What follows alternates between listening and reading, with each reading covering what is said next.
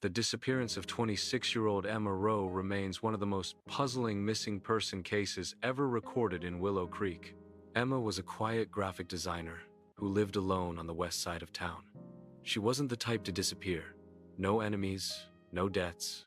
But on September 18th, 2021, everything changed. 7:42 p.m. security footage shows Emma leaving a small grocery store. She's carrying a single bag, keys in hand, walking toward her car. Nothing unusual until she stops. Emma turns her head sharply, as if someone called her name. But no one else is in the parking lot. She stands completely still for about 5 seconds. "I hear you," she says in a whisper that the cameras pick up faintly. She climbs into her car and leaves. She was never seen on camera again. 8:17 p.m. Emma's sister received a call from her that evening.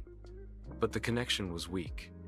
Static, wind, and Emma sounded terrified. Emma said, "Find him."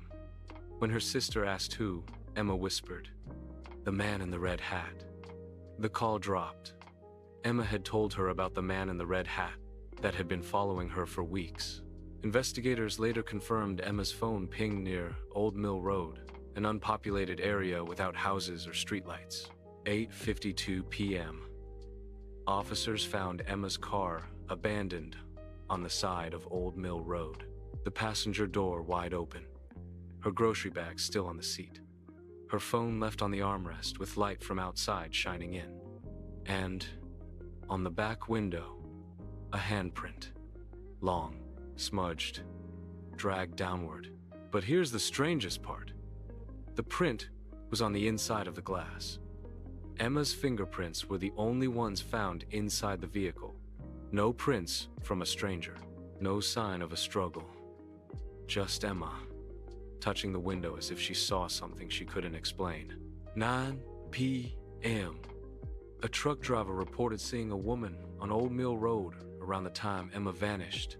He described her as walking slowly barefoot, looking back over her shoulder, and following something I couldn't see. When police searched that area, they found footprints small, barefoot, matching Emma's size, leading toward the entrance of the Old Mill Forest, a place known for steep drop-offs and no lighting. The footprints continued for nearly 300 feet, then stopped completely. No prints leading away, as if she vanished mid-step.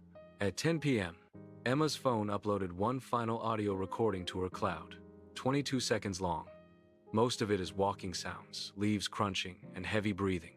But near the end, something whispers her name, clear and soft. Emma. Investigators initially suspected someone was following her, but audio forensics later determined the whisper wasn't in front of her. It came from right behind her left ear, and there was no one else in that forest. At least, no one was visible. 3 days after Emma disappeared, a hiker found something tucked into the bark of a tree near Old Mill Road. A page from Emma's sketchbook. On it, she had drawn where she saw a man wearing a red cap, standing behind a tree, watching her. Under the drawing, she had written, "He's closer at night." Emma Rowe has never been found. The man in the red hat has never been identified. No suspects, no motive.